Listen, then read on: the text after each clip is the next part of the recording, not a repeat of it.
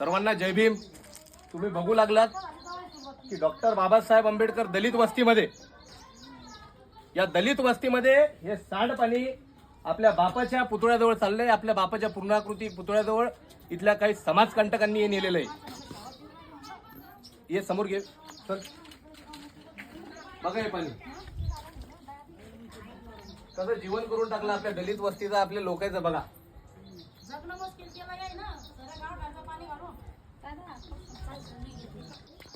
कोणत्या महापुरुषाच्या पुतळ्याजवळ अशी घाणाटली तर कोण सहन करता हे सांगा फक्त मला। कुठं बी सर्व बघू शकता तुम्ही। बुलढाणा जिल्ह्यातील चिखली तालुक्यामधील कवळा सावेरगड या गावामध्ये बघा पुतळ्याची अवस्था बघा, रोड बघा, गटार साचलंय बंद।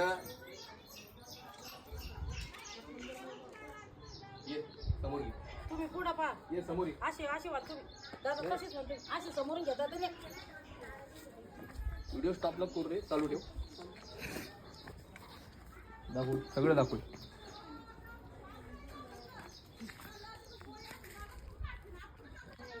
पुतळा दाखव।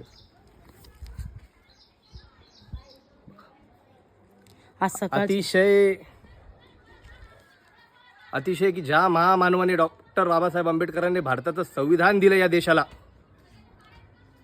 त्या बाबासाहेबांच्या पुतळ्याचा असा अवमान या ठिकाणी चालू आहे। तुम्ही बघू शकता काही जातीवाद्यांनी या ठिकाणी ही स्थिती केलेली आहे। इथं मावशी आहेत, त्यांच्या सोबत बोला। मावशी सांगा इथं काय घडले। आज 2 वर्ष झाले असे आम्ही अत्याचार सहन कर राहिलो। पूर्ण गावठांचं पाणी काढून इकडे दलित वस्तीत घातलेलं आहे। आमचं जगणं सुद्धा मुश्किल झालंय। आमचं काय आम्ही आजही मेलो उद्या मेलो तर आमचं काय राहिलं नाही। फक्त आमचं एवढंच भावना आहे की बाबासाहेबांच्या पुतळ्याजवळ हे पाणी आलं नाही पाहिजे।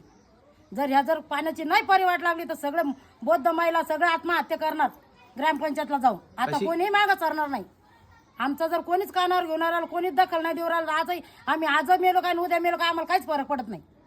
कशी अवस्था झाली समाजाची, कशी अवस्था झाली, एकदम बिकट अवस्था या इथल्या रातीवादी लोकांनी आमची करून टाकली, इथल्या सरकारने करून टाकली आहे। जाणून बुजून त्यानं दलित वस्तीत पूर्ण गावठांचं जनावर राहतात का इथं? बघा हे जनावर राहतात का माणसं राहतात?